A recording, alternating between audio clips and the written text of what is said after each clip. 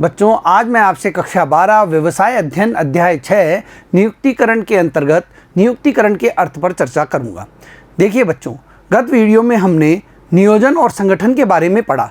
प्रबंध के ये दो महत्वपूर्ण कार्य होते हैं।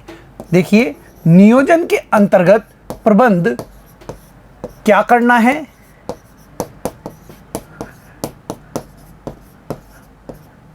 कैसे करना है,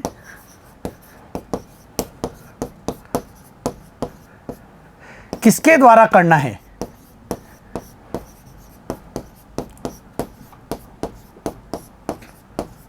या किसके द्वारा किया जाना है, ये तय करता है। ये सारे कार्य नियोजन के अंतर्गत प्रबंध द्वारा किए जाते हैं। वह उद्देश्य निर्धारित करता है, क्या करना है, कैसे करना है, किसके द्वारा किया जाना है, इनको निर्धारित करता है। इसके बाद उसका जो महत्वपूर्ण कार्य होता है वह होता है संगठन का, यानी वह इन कार्यों को करने के लिए इन कामों का बंटवारा करता है। देखिए, वह अलग अलग कार्यों का बंटवारा करता है। उत्पादन कार्य अलग, क्रय कार्य अलग, वित्त कार्य के लिए अलग एक प्रकार का वह ढांचा प्रोवाइड कराता है जहां पर कार्य होता है। देखिए, यहां पर संगठन के कार्य के अंतर्गत प्रबंध संसाधनों को एकत्रित करता है और इन संसाधनों का उपयोग करने के लिए मानवीय संसाधन बहुत जरूरी होते हैं। जो ये अलग अलग विभाग बनाए जाते हैं, जो ढांचा बनाया गया है, इसमें भी कई कर्मचारी कार्यरत रहते हैं। तो संगठन के सामने यह बात आती है कि वह सही कार्य के लिए सही व्यक्ति का चयन करे, सही व्यक्ति को सही काम पर लगाए। इसके लिए उसे एक अन्य महत्वपूर्ण कार्य करना होता है और वह कार्य होता है नियुक्तिकरण का। देखिए, नियुक्तिकरण का कार्य बहुत महत्वपूर्ण हो जाता है। क्यों? क्योंकि सही व्यक्ति को सही कार्य दिया जाना होता है, या यूं ही कह लें हम बच्चों कि सही काम के लिए सही व्यक्ति का होना बहुत जरूरी है। यदि सही काम को सही व्यक्ति द्वारा किया जाता है तो एक संगठन, एक उपक्रम बहुत तेजी से आगे बढ़ता है। एक उपक्रम की वृद्धि के लिए, विस्तार के लिए, विकास के लिए सही उपयुक्त व्यक्ति को सही काम दिया जाना बहुत आवश्यक है। और इसके लिए महत्वपूर्ण हो जाता है कार्यों के लिए एक सही व्यक्ति की नियुक्ति करना, और यही कार्य होता है नियुक्तिकरण के अंतर्गत। देखिए, यहाँ पर नियुक्ति का कार्य किया जाता है बच्चों, चाहे उपक्रम नया हो या फिर पुराना हो, इन सभी में नियुक्ति का कार्य किया जाता है। नया उपक्रम नए नए कार्मिकों को अपने यहाँ भर्ती करता है। यह नए कार्मिकों को अपने यहाँ लगाता है। जो भी कार्य एक नए उद्यम में शुरू किए जाते हैं उसके लिए उसे कर्मचारियों की आवश्यकता होती है। इसके लिए वह क्या करता है? नियुक्ति का कार्य करता है, स्टाफिंग का कार्य करता है। और जो पुराना उद्यम है वहाँ पर कई लोग नौकरी छोड़ के जाते हैं। नौकरी छोड़ना, वहाँ पर स्थानांतरण होता रहता है। वहां पर देखिए, कई लोग सेवानिवृत्त होते रहते हैं।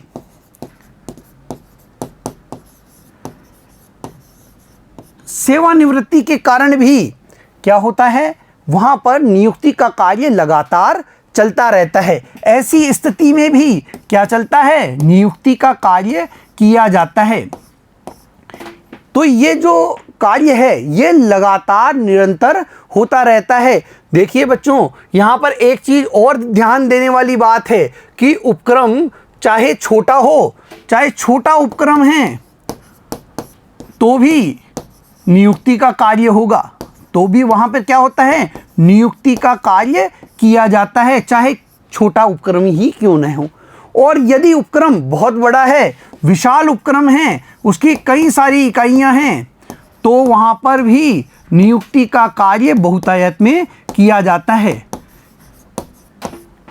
जहां छोटा उपक्रम है वहां नियुक्ति का कार्य छोटे स्तर पर किया जाता है, वहां प्रबंधक सीधा नियुक्ति का कार्य कर लेते हैं। लेकिन जहां पर बहुत बड़े बड़े उपक्रम स्थापित हो जाते हैं, बहुत बड़ी इकाइयां स्थापित होती है और जहां पर बहुत अधिक कर्मचारी कार्य करते हैं, वहां पर नियुक्ति के कार्य के लिए HR डिपार्टमेंट होता है, मानव संसाधन विभाग वहां पर बनाया होता है जो कि नियुक्ति का कार्य करता है। देखिए बच्चों, यहाँ एक चीज समझना बहुत आवश्यक है।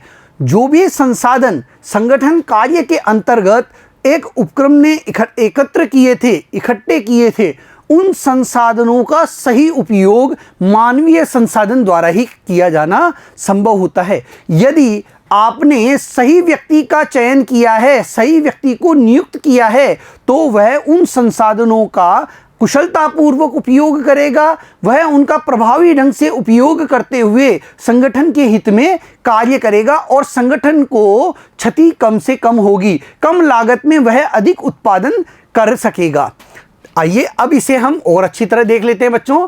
नियुक्तिकरण का अर्थ देखिए, नियुक्तिकरण प्रत्येक संगठन के लिए आवश्यक है, चाहे संगठन छोटा हो, चाहे संगठन बड़ा हो, चाहे संगठन नया हो या फिर वह बहुत पुराना हो, हर जगह नियुक्तिकरण का कार्य किया जाता है। यह सही पद पर सही व्यक्ति का चुनाव करता है। देखिए, सही पद पर सही व्यक्ति का चुनाव, यदि सही पद के लिए सही व्यक्ति का चुनाव कर लिया गया तो वह संगठन हित में होता है। संगठन में मानव शक्ति एक प्रमूल्य संपत्ति है। देखिए, किसी भी संगठन के लिए, किसी भी उपक्रम के लिए जो मानव होता है, मानव संसाधन है, वह एक अमूल्य संपत्ति के रूप में होता है। यदि वह कुशल है, वह बहुत अच्छे तरीके से कार्य करने वाला है, तो वह संगठन को बहुत आगे ले जाएगा। यदि वह मानव संसाधन सही तरीके से कार्य नहीं करता है, वह संगठन के हित में नहीं है, तो वह संगठन को पतन की ओर भी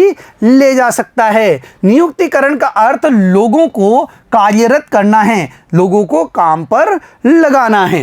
यह कार्यबल नियोजन से प्रारंभ होता है तथा इसमें अन्य कार्य जैसे भर्ती, चयन, प्रशिक्षण, विकास, पदोन्नति, क्षतिपूर्ति एवं कार्यबल निष्पादन, मूल्यांकन, आकलन सम्मिलित है। देखिए, इसमें क्या होता है, नियुक्तिकरण में कार्यबल नियोजन यानी लोगों को काम पर लगाना इसमें सम्मिलित होता है। और इसके लिए क्या किया जाता है, भर्ती का कार्य किया जाता है, चयन का कार्य किया जाता है, उन कर्मचारियों को प्रशिक्षण और उनको विकास के अवसर प्रदान किए जाते हैं, उनको पदोन्नति दी जाती है, समय समय पर उनके पद में वृद्धि की जाती है, साथ ही उनकी क्षतिपूर्ति एवं कार्यबल निष्पादन, मूल्यांकन, उनके कार्य का निष्पादन यानी उन्होंने किस प्रकार का कार्य किया है, कैसे परिणाम आए हैं, उनका भी मूल्यांकन किया जाता है, जिससे उनकी पदोन्नति और उनका जो वेतन है वह प्रभावित होता है। इन सब का आकलन इसके अंतर्गत किया जाता है। नियुक्तिकरण प्रबंधन प्रक्रिया का वह भाग है जो संतुष्ट कार्यबल के प्राप्तिकरण, उपयोग व रखरखाव से संबंधित है। अब यह क्या है, यह प्रबंधन प्रक्रिया का वह भाग होता है जिसमें संतुष्ट कार्यबल को प्राप्त करना यानी बाहर से या आंतरिक स्रोतों से उस संतुष्ट कार्यबल को प्राप्त करना, उनको उपयोग में लेना और उनको रखरखाव सम्मिलित होता है। उनको किस प्रकार से संगठन में बनाए रखें, यह भी इसके अंतर्गत सम्मिलित होता है। व्यावसायिक संगठन में नियुक्तिकरण को भर्ती करने एवं कर्मचारियों की संख्या पूर्ण रखने के संबंधित प्रबंधकीय कार्य करने के रूप में वर्णित किया जाता है। देखिए, किसी भी व्यावसायिक संगठन में नियुक्तिकरण क्या है, भर्ती करने से संबंधित है, यानी लोगों को अधिक से अधिक आवेदन करने के लिए प्रेरित करने से संबंधित होता है। और कर्मचारियों की संख्या पूर्ण, पद हैं हमारे पास, पद हैं 10 और अभी 5 पद खाली हैं, तो ऐसी स्थिति में नियुक्तिकरण के द्वारा वो जो खाली पद हैं 5 पद, उन्हें भरा जाता है। इन 5 पदों को क्या किया जाएगा, भरा जाएगा। देखिए, यह नियुक्तिकरण के माध्यम से ही किया जाता है कि जो खाली पद होते हैं संगठन में, जो कि संगठन के हित में नहीं होते, तो ऐसी स्थिति में नियुक्तिकरण के माध्यम से नई भर्ती करके, नए लोगों का चयन करके, जो उस कार्य के लिए उपयुक्त हैं, ऐसे लोगों का चयन करके उन रिक्त पदों को भर दिया जाता है। नियुक्तिकरण का संबंध मानवीय संसाधनों से होता है जो अन्य संसाधनों का कुशलतापूर्वक उपयोग करते हैं। देखिए, मानवीय संसाधनों से नियुक्तिकरण का संबंध होता है, यह मानवों की भर्ती करता है। देखिए, चयन किसका किया जाएगा बच्चों? मानव का किया जाएगा। एक व्यक्ति का चयन किया जाता है कर्मचारी के रूप में, उसे ही कार्य दिया जाता है और वह अन्य संसाधनों का अपनी कुशलता से प्रयोग करके और संगठन के हित में कार्य करता है। सभी संसाधनों का सही तरीके से प्रयोग करना यह मानवीय संसाधनों पर निर्भर करता है।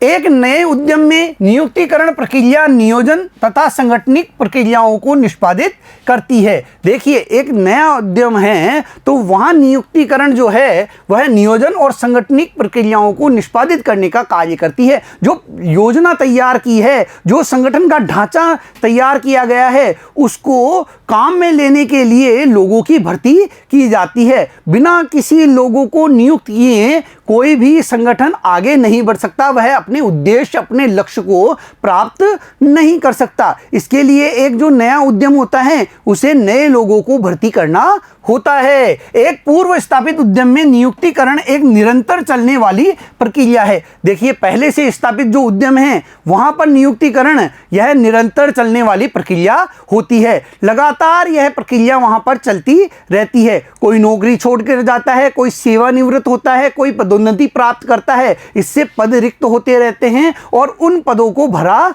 जाता है, क्योंकि नए कार्य सृजन किए जा सकते हैं तथा कुछ कार्यरत कर्मचारी संगठन छोड़कर भी जा सकते हैं। देखिए, पुराना उपक्रम है तो वह नए कार्य प्रारंभ कर सकता है, इससे वहां पर क्या होंगे? नए पद सृजित होंगे और उन पर नए लोगों को लेना होगा। साथ ही कुछ पुराने जो कर्मचारी हैं वो सेवानिवृत्ति के कारण, नौकरी से निकाल दिए जाने के कारण या स्वेच्छा से नौकरी छोड़कर चले जाते हैं, तो ऐसी स्थिति में ये कार्य वहां पर निरंतर चलता रहता है। आगे है नियुक्तिकरण की आवश्यकता तथा महत्व। देखिए, नियुक्तिकरण क्यों आवश्यक है बच्चों? नियुक्तिकरण एक संगठन के लिए इसलिए आवश्यक होता है क्योंकि जो भी संसाधन उसने एकत्र किए हैं, जो भी संसाधन एक संगठन द्वारा एकत्र किए जाते हैं, चाहे वह भौतिक संसाधन हो, चाहे वह वित्तीय संसाधन हो, इन संसाधनों का यदि कुशलतापूर्वक उपयोग किया जाता है तो वह मानवीय संसाधनों द्वारा ही उपयोग किया जाता है। यदि सही व्यक्ति का चयन कर लिया गया है, सही व्यक्ति का चयन किया जाता है तो वह संगठन के हित में होता है। देखिए, एक फर्म में कंप्यूटर कर्मी की आवश्यकता है, कंप्यूटर चलाने में विशेषज्ञ व्यक्ति की वहां पर आवश्यकता है, लेकिन वहां पर आपने एक मशीन ऑपरेटर को बैठा दिया तो क्या होगा? संगठन अच्छा कार्य कर पाएगा क्या? नहीं, संगठन का वह कार्य बहुत बुरी तरह प्रभावित होगा, क्योंकि उस व्यक्ति को मशीन ऑपरेट करना आता है, उसे कंप्यूटर के बारे में जानकारी नहीं है। तो ऐसी स्थिति में वहां पर कंप्यूटर कार्य के लिए कंप्यूटर के जानकार को ही नियुक्त किया जाना आवश्यक होता है। यही संगठन के लिए बहुत जरूरी भी होता है। तो यहां हम बात कर रहे हैं नियुक्तिकरण की आवश्यकता। नियुक्तिकरण क्यों आवश्यक है? देखिए, कार्य को अच्छी तरीके से निष्पादित करने के लिए नियुक्तिकरण की प्रक्रिया बहुत जरूरी होती है। सही व्यक्ति का चयन करना बहुत जरूरी होता है। किसी भी संस्था में कार्य निष्पादन हेतु कर्मचारियों की आवश्यकता होती है। कार्य को करने के लिए कर्मचारियों की बहुत आवश्यकता होती है। प्रबंधन की नियुक्तिकरण प्रक्रिया इन आवश्यकताओं की पूर्ति करती है तथा सही पदों के लिए सही व्यक्तियों का प्रबंध करती है। और प्रबंधन की जो नियुक्तिकरण प्रक्रिया है वह इस आवश्यकता को पूर्ति करती है, पूरा करती है। देखिए, हमें संगठन में 15 कर्मियों की आवश्यकता है। अलग अलग काम हमें करने हैं। हमें उत्पादन को बढ़ाना है तो 15 कर्मियों की आवश्यकता है। अगर 15 कर्मी हमारे संगठन में होंगे तो हमारा क्या होगा? उत्पादन बढ़ जाएगा। इससे क्या होगा? संगठन को लाभ होगा। तो नियुक्तिकरण प्रक्रिया बहुत जरूरी होती है उन खाली पदों को भरने, उन रिक्त पदों को भरने और जो कर्मियों की आवश्यकता है उसको पूरा करने के लिए। और सही पदों के लिए सही व्यक्तियों का प्रबंध नियुक्तिकरण के माध्यम से ही किया जाता है।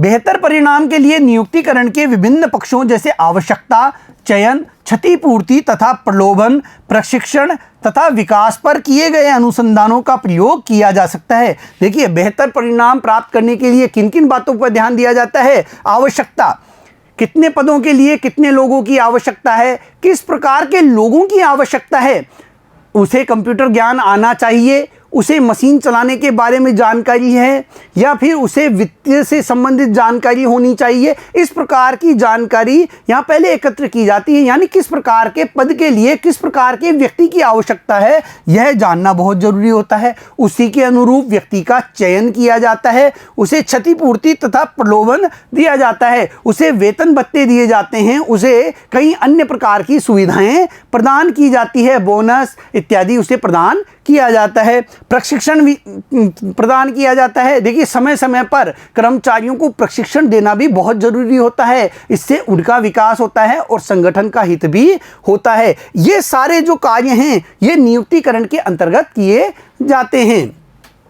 मानव संसाधन किसी भी व्यवसाय की आधारशिला है। देखिए, जो मानवीय संसाधन होते हैं वह किसी भी व्यवसाय के लिए बहुत जरूरी होते हैं। चाहे कोई सा भी व्यवसाय हो, उसके जितने भी संसाधन हैं उनका सही उपयोग मानवीय संसाधनों द्वारा ही किया जाता है। योग्य व्यक्ति व्यवसाय को सर्वोच्च शिखर तक पहुंचा सकते हैं, गलत व्यक्ति व्यवसाय को गर्त में पहुंचा सकते हैं। यदि आपने सही व्यक्ति को सही काम के लिए चयनित किया है तो क्या होगा? वह संगठन के हित में कार्य करेगा और संगठन आगे बढ़ता चला जाएगा। लेकिन आपने गलत व्यक्ति का चयन कर लिया, जैसे अभी हमने उदाहरण में देखा था, कंप्यूटर कार्य के लिए हमें व्यक्ति की आवश्यकता है, लेकिन हमने मैकेनिक को लगा लिया है मान लीजिए, तो क्या होगा? वह कंप्यूटर का कार्य ढंग से नहीं कर पाएगा और यह संगठन के हित में नहीं होगा, उपक्रम के हित में नहीं होता है। तो जो कंप्यूटर का जानकार है उसे ही कंप्यूटर का कार्य देना चाहिए। तीव्र तकनीकी विकास के समय में संगठन के बढ़ते आकार तथा व्यक्तियों के व्यवहार की जटिलता को देखते हुए नियुक्तिकरण प्रक्रिया का महत्व और अधिक बढ़ गया है। देखिए, तेजी से तकनीकी विकास हो रहा है, देखिए तीव्र गति से तकनीकी विकास हो रहा है और ऐसे समय में एक संगठन का आकार भी बढ़ता जा रहा है, लगातार आकार बढ़ता जा रहा है, लोगों का व्यवहार परिवर्तित होता जा रहा है। इन जटिलताओं के समय में जो ये नियुक्तिकरण प्रक्रिया है, इसका महत्व, इसकी आवश्यकता बहुत बढ़ जाती है। इस प्रक्रिया के द्वारा सही व्यक्ति का चयन किया जाता है और जो कि संगठन के लिए लाभदायक होता है। आजकल संगठन आकार में बहुत तेज गति से वृद्धि करते जा रहे हैं, वो अपने व्यापार को बहुत तेजी से आगे बढ़ा रहे हैं। ऐसे में उन्हें कुशल कर्मचारियों की आवश्यकता होती है, उचित व्यक्तियों की आवश्यकता होती है और इनकी भर्ती नियुक्तिकरण के माध्यम से ही संभव है। इनको नियुक्तिकरण के माध्यम से ही संगठन से, उपक्रम से जोड़ा जाता है। मानव संसाधन किसी भी संगठन की एक अत्यंत महत्वपूर्ण परिसंपत्ति है। देखिए, जो मानव संसाधन होता है और उसमें भी कुशल मानवीय संसाधन, वह एक व्यवसाय के लिए बहुमूल्य परिसंपत्ति के समान होता है, उसका कोई भी मूल्य नहीं लगाया जा सकता। नियुक्तिकरण की आवश्यकता और महत्व को कुछ बिंदुओं से और देख लेते हैं बच्चों। योग्य कर्मचारी खोजना। देखिए, विभिन्न पद एक संगठन में होते हैं, उन पर कार्य करने के लिए अलग अलग विशेषज्ञता प्राप्त व्यक्तियों की आवश्यकता होती है और नियुक्तिकरण के माध्यम से ऐसे व्यक्तियों को, योग्य व्यक्तियों को उपक्रम के साथ जोड़ा जाता है। विभिन्न पदों के लिए योग्य कर्मचारियों को खोजने में सहायता करता है। नियुक्तिकरण प्रक्रिया क्या करती है? वह विभिन्न पदों के लिए योग्य कर्मचारियों को ढूंढने की में मदद करती है। बेहतर निष्पादन। देखिए बच्चों, जो व्यक्ति चुने जाते हैं वे बेहतर निष्पादन के लिए बहुत कार्य करते हैं। उपयुक्त व्यक्तियों को उपयुक्त पदों पर नियुक्ति से कार्य का बेहतर निष्पादन होता है। यदि सही व्यक्ति सही कार्य पर लगा दिया जाएगा तो उससे बेहतर परिणाम हमें प्राप्त होंगे। यदि कंप्यूटर कार्य जानने वाले व्यक्ति को कंप्यूटर कार्य से ही कंप्यूटर पर ही लगाया जाए, मतलब जो कंप्यूटर की जानकारी रखता है उसे कंप्यूटर पर ही बैठाया जाए, तो वह क्या करेगा, अच्छा कार्य करेगा। जो मशीन चलाने में अभ्यस्त है उसे मशीन ऑपरेट करने पर ही लगाया जाए तो वह अच्छा कार्य करेगा। कोई लेखा के संबंध में अच्छी जानकारी रखता है, वित्त के संबंध में अच्छी जानकारी रखता है, उसे वित्त विभाग में ही नियुक्त किया जाए तो वह अच्छा कार्य करेगा। इससे जो कार्य निष्पादन है वो बहुत अच्छी तरीके से हो पाएगा। तीसरा है निरंतर विकास। प्रबंधकों द्वारा उत्तरोत्तर नियोजन द्वारा संस्था के निरंतर विद्यमान रहने में तथा उसके विकास के लिए आश्वस्त करता है। यह कार्य भी नियुक्तिकरण के द्वारा ही किया जाता है। देखिए, नियुक्तिकरण के माध्यम से प्रबंधक क्या है, उत्तरोत्तर नियोजन करते हैं, वो आगे से आगे प्लानिंग करते रहते हैं जिससे संगठन का विस्तार होता है, विकास होता है और संस्था भी निरंतर विद्यमान रहने में सक्षम हो पाती है तथा उसके विकास के लिए भी वह प्रबंधकों को आश्वस्त करता है। यदि सही व्यक्ति नियुक्त किए जाते रहे तो संगठन आगे बढ़ता रहता है और संगठन का विस्तार होता रहता है। यह संगठन के लिए नई नई योजनाएं बनाने, उन्हें लागू करने में सहायता प्रदान करता है।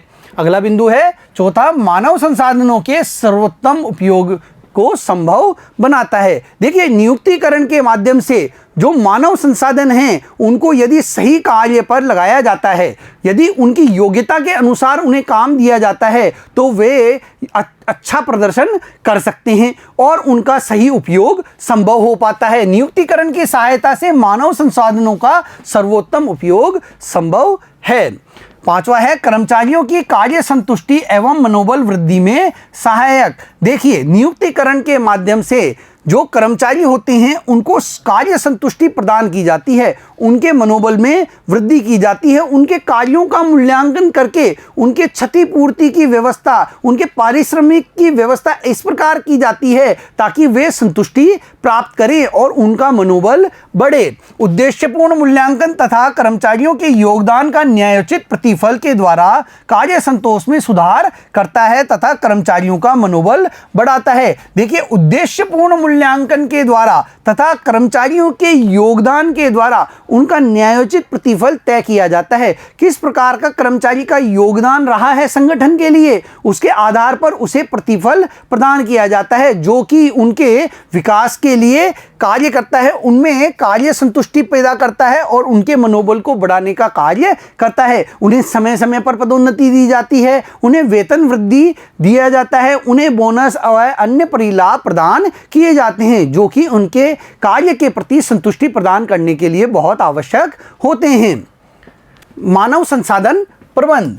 देखिए, किसी भी संगठन के लिए जो मानवीय संसाधन हैं वे बहुत जरूरी होते हैं क्योंकि इस पर नियंत्रण भी किया जा सकता है, इनसे सही दिशा में कार्य को करवाया भी जा सकता है और अन्य जो संसाधन होते हैं उनका यदि कुशलतापूर्वक उपयोग करवाना है तो वह कार्य भी मानवीय संसाधनों द्वारा ही किया जाता है। कुशल मानवीय संसाधन उपलब्ध कराने का काम मानव संसाधन प्रबंध का है और एक संगठन के लिए कुशल मानवीय संसाधनों को उपलब्ध कराने का काम मानव संसाधन प्रबंध के अंतर्गत आता है। इसके लिए बड़े संगठनों में पृथक से मानव संसाधन विभाग स्थापित किया जाता है। जो बहुत बड़े संगठन होते हैं वहां पर इसके लिए एक अलग से विभाग होता है जो कि मानव संसाधन को नियुक्त करने का कार्य करता है। यह विभाग मानव संसाधन प्रबंधक की देखरेख में कार्य करता है और यह विभाग मानव संसाधन प्रबंधक की देखरेख में कार्य करता है। इसका एक अलग ही प्रबंधक होता है जो कि कर्मचारियों की भर्ती, उनकी नियुक्ति से संबंधित कार्यों को देखता है, कर्मचारी कल्याण के कार्यों को देखता है।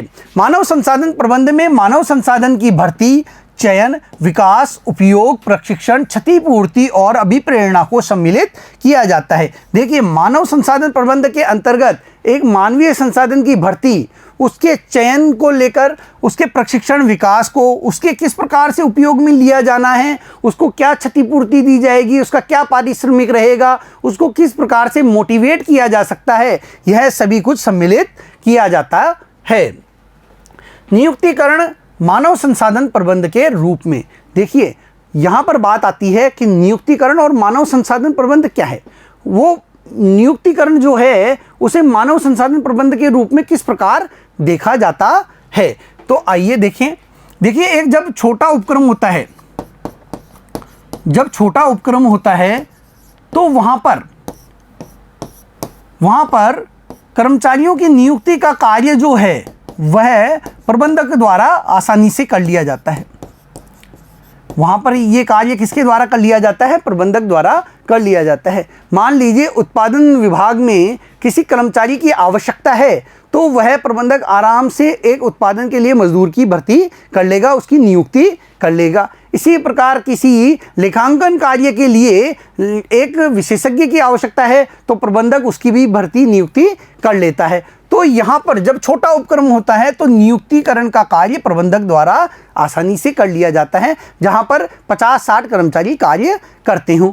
और जब उपक्रम का आकार बहुत बढ़ जाता है, कोई बहुत बड़ा उपक्रम है जहाँ हजारों कर्मचारी कार्य करते हैं, हजारों कर्मचारी जहाँ कार्यरत होते हैं, वहाँ पर इसके लिए एक अलग विभाग बनाया जाता है। वहाँ पर भी नियुक्तिकरण का कार्य होता है, लेकिन वहाँ पर मानव संसाधन विभाग अलग से बनाया जाता है। देखिए यहाँ पर हर विभाग में नियुक्ति करनी है, यहाँ पर भी हर विभाग में नियुक्ति करनी है, यानी नियुक्तिकरण का कार्य तो यहाँ भी किया जाएगा, लेकिन यहाँ पर इस कार्य को करने के लिए एक अलग से विभाग होता है जो कि मानव संसाधन विभाग कहलाता है, और इसके लिए अलग से विशेषज्ञ नियुक्त किया जाता है। एक प्रबंधक इसके लिए अलग से नियुक्त किया जाता है जिसका नाम होता है मानव संसाधन प्रबंधक। देखिए बच्चों, यहाँ पर क्या होता है, यहाँ पर जो भी विभाग है उसके अंदर जब भी पद कोई खाली होता है तो वह इसकी सूचना HR को देता है, और HR उस पद के अनुरूप व्यक्तियों की क्या करता है? नियुक्ति करने का कार्य करता है। यहाँ पर यह सारा कार्य कौन करेगा? HR डिपार्टमेंट द्वारा किया जाएगा। और छोटे उपक्रमों में यह कार्य किसके द्वारा किया जाता है? प्रबंधकों के द्वारा किया जाता है। मतलब ये दोनों समान ही हैं, लेकिन चूंकि नियुक्तिकरण जो है वह एक छोटा शब्द हो जाता है, एक छोटे उपक्रम में यह प्रबंधकों द्वारा कर लिया जाता है। देखिए यह कार्य बड़े प्रबंधकों आगे है नियुक्तिकरण मानव संसाधन प्रबंध के रूप में।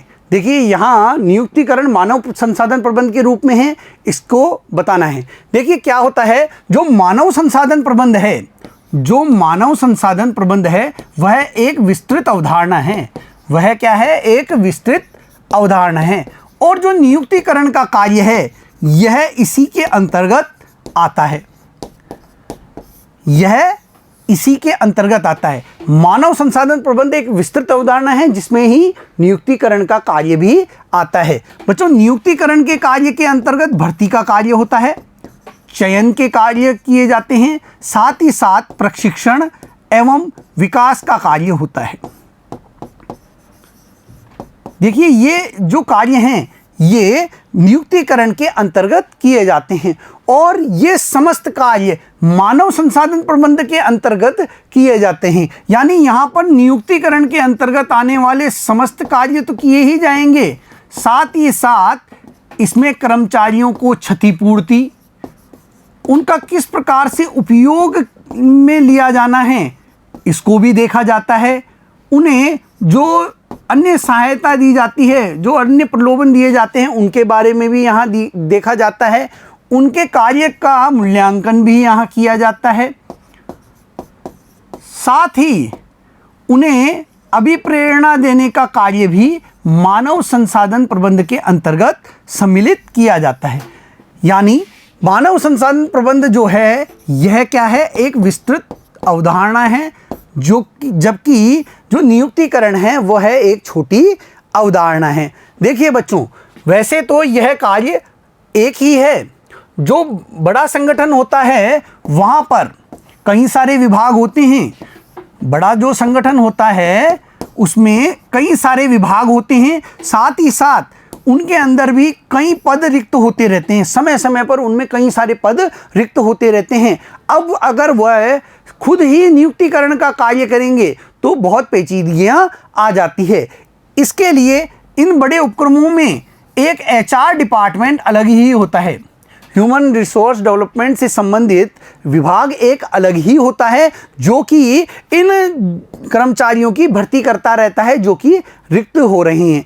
यानी ये विभाग, जो 1 विभाग, 2 विभाग, 3 विभाग हैं, ये सभी अपने रिक्त पदों की सूचना HR डिपार्टमेंट को देंगे और वहां पर उनके द्वारा नियुक्तिकरण का कार्य किया जाता है। जबकि जो छोटा उपक्रम होता है, देखिए बच्चों, जो छोटा उपक्रम है वहां पर चूंकि बहुत कम संख्या में कर्मचारी कार्य करते हैं, ऐसी स्थिति में वहां पर नियुक्तिकरण का जो ये कार्य है, ये कार्य प्रबंधकों द्वारा खुद ही कर लिया जाता है। और बड़े उपक्रम में कर्मचारियों को यथावत बनाए रखने के लिए कई अन्य कार्य भी करने पड़ते हैं। वहाँ पर उन्हें क्षतिपूर्ति देनी पड़ती है, वहाँ उनके पारिश्रमिक को अच्छा बनाने, व्यवहारिक बनाने पर कार्य किया जाता है, उन्हें प्रशिक्षण और विकास देने का कार्य किया जाता है, साथ ही उनके कार्यों का मूल्यांकन भी किया जाता है, क्योंकि समय समय पर वहाँ पदोन्नति जैसे कार्य भी किए जाते हैं। तो देखिए यहाँ पर HR यानी मानव संसाधन प्रबंध के रूप में इस नियुक्तिकरण को लिया जाता है, जबकि छोटे उपक्रम में नियुक्तिकरण हम वहाँ कह देते हैं। अब इसे और विस्तार से देख लेते हैं बच्चों।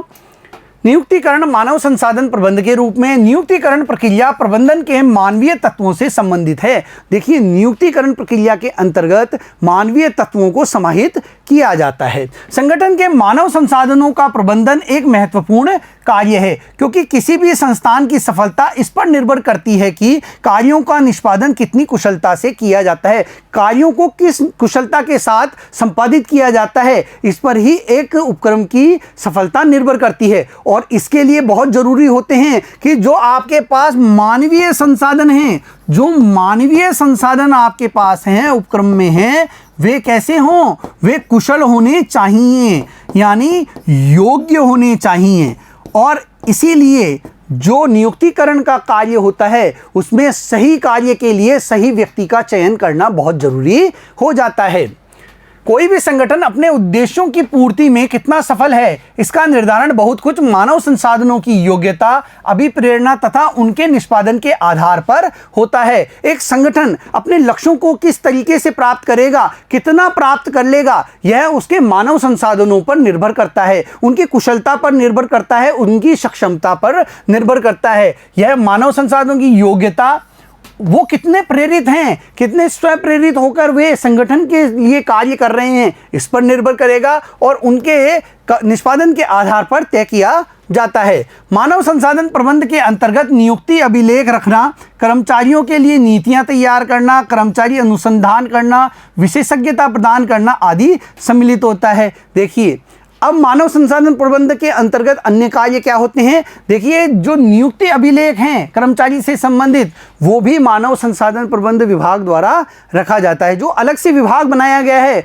वह कर्मचारियों की नियुक्ति अभिलेख रखने का कार्य करता है, कर्मचारियों के लिए नीतियां तैयार करता है, उनके लिए अनुसंधान करने का कार्य करता है, किस प्रकार से कर्मचारी को आगे बढ़ाया जाए, इसके लिए वह लगातार कार्य करता रहता है, विशेषज्ञता प्रदान करने का कार्य करता है, किस प्रकार प्रशिक्षण और विकास के अवसर उन्हें उपलब्ध हों कर्मचारियों को, इसके लिए भी HR डिपार्टमेंट लगातार कार्य करता रहता है। इसमें नियुक्तिकरण का अर्थ रिक्त पदों को भरना मात्र नहीं, अपितु संस्था के लिए मानवीय तत्व की महत्वता को ध्यान में रखकर कार्य करना है। देखिए, मानव संसाधन प्रबंध के अंतर्गत नियुक्तिकरण का अर्थ केवल खाली पदों को भरना नहीं है कि आपने जो रिक्त पद थे उन्हें क्या कर दिया है, भर दिया है। आपके संगठन में कुछ रिक्त पद थे, आपने उन्हें भर दिया है, ऐसा इसके अंतर्गत नहीं होता है। इसके अंतर्गत मानवीय जो तत्व हैं उनके महत्व को ध्यान में रखकर कार्य किया जाता है, किस प्रकार उस मानवीय तत्व को और आगे बढ़ाया जाए, उसे और प्रशिक्षित किया जाए और अधिक विकास के अवसर दिए जाएं, ताकि वह संगठन के लक्ष्यों को, उद्देश्यों को पूरा करने में अपनी महत्वपूर्ण भूमिका निर्वहन कर सके। इसके लिए मानव संसाधन प्रबंध के अंतर्गत कार्य किया जाता है। प्रबंधक नियुक्तिकरण का कार्य करता है तो उनके कुछ उत्तरदायित्व होते हैं। देखिए, प्रबंधकों के कुछ उत्तरदायित्व होते हैं। उचित पदों पर उचित व्यक्तियों की नियुक्ति करना, पहला जो मुख्य दायित्व होता है वह होता है उचित पदों पर उचित व्यक्तियों की नियुक्ति करना। यदि यह कार्य अच्छे तरीके से कर लिया जाता है तो वह संगठन के हित में होता है। नए कर्मचारियों का संस्था में प्रवेश और नए नए कर्मचारियों को संस्था से जोड़ना, उसमें प्रवेश दिलाने का कार्य किया जाता है। प्रशिक्षण द्वारा निष्पादन में सुधार, जो कार्य निष्पादन है उसमें प्रशिक्षण के माध्यम से समय समय पर कर्मचारियों को प्रशिक्षण देकर उनके निष्पादन में सुधार लाने का कार्य भी किया जाता है। उनकी योग्यताओं का विकास करना, उनका मनोबल बनाए रखना तथा उनके शारीरिक स्वास्थ्य तथा भौतिक सुविधाओं की सुरक्षा करना भी प्रबंधकों की दायित्व बन जाता है। जो मानव संसाधन प्रबंध है उसके अंतर्गत ये समस्त प्रकार के कार्य संपादित किए जाते हैं। छोटी संस्थाओं में प्रबंधकों को उन सभी दायित्वों जो कर्मचारियों के वेतन, कल्याण तथा उनकी कार्य स्थितियों से संबंधित है का निर्वाह करना पड़ता है। देखिए, छोटी संस्थाओं में यह कार्य किसके द्वारा किया जाता है? प्रबंधकों के द्वारा खुद कर लिया जाता है, क्योंकि वहां कर्मचारियों की संख्या क्या होती है? सीमित होती है। तो वे ये सभी दायित्व खुद ही निर्वहन कर लेते हैं। किसी व्यवसाय का आकार मानवीय संसाधन विभाग के आकार तथा उसमें कार्यरत मानव संसाधन विशेषज्ञों की संख्या द्वारा भी पता लगाया जा सकता है। और किसी संस्थान का कितना बड़ा आकार है यह मानव संसाधन विभाग के आकार से पता लगता है कि उसके अंतर्गत कितने कर्मचारी कार्यरत हैं, उसमें कितने विशेषज्ञ कार्यरत हैं। इनसे पता चलता है कि वह व्यवसाय कितना बड़ा है। किसी बहुत बड़ी कंपनी में स्वयं मानव संसाधन विभाग में ही विभाग की प्रत्येक क्रिया के लिए अलग अलग विशेषज्ञ होते हैं। देखिए, जब बहुत बड़ी कंपनी हो जाती है, बहुत बड़ा उपक्रम स्थापित हो जाता है, तो वहाँ मानव संसाधन विभाग स्थापित किया जाता है और उसमें अलग अलग कार्यों के लिए अलग अलग विशेषज्ञों की नियुक्ति की जाती है। किस प्रकार भर्ती की जाएगी उसके लिए अलग विशेषज्ञ, चयन किस प्रकार किया जाएगा, साक्षात्कार किस प्रकार लिया जाएगा, परीक्षाएं किस प्रकार आयोजित की जाएगी, प्रशिक्षण किस प्रकार दिया जाएगा, विकास के अवसर किस प्रकार दिए जाएंगे, इसके लिए अलग अलग विशेषज्ञ नियुक्त किए जाते हैं। नियुक्तिकरण को मानव संसाधन प्रबंध के रूप में निम्न तरीके से देखा जाता है। नियुक्तिकरण प्रबंध का सर्वव्यापक कार्य है। देखिए, नियुक्तिकरण प्रबंध का सर्वव्यापक कार्य होता है। इसे सभी संगठनों स्तरों के प्रबंधकों द्वारा किया जाता है और यह कार्य एक संगठन में सभी स्तरों पर किया जाता है, सभी संगठनों में किया जाता है। नियुक्तिकरण में न केवल रिक्त पदों को भरना वरन प्रशिक्षण, विकास और कार्य मूल्यांकन करना भी शामिल होता है। देखिए, नियुक्तिकरण के अंतर्गत केवल खाली पदों को भरना ही शामिल नहीं होता है, बल्कि कर्मचारियों को प्रशिक्षण देना, उनको विकास के अवसर उपलब्ध कराना और उनके कार्यों का मूल्यांकन करना भी इसमें सम्मिलित होता है, ताकि उसके आधार पर उन्हें पदोन्नति, उनके पारिश्रमिक में वृद्धि इत्यादि का कार्य किया जा सके, उनके विकास के अवसर उपलब्ध कराए जा सके। मानव संसाधन प्रबंध में सम्मिलित क्रियाएं तथा कर्तव्य निम्न प्रकार से है। देखिए, मानव संसाधन प्रबंध के अंतर्गत कौन कौन से कर्तव्य निर्वहित किए जाते हैं? वो है, पहला कार्य है भर्ती, योग्य व्यक्तियों की खोज।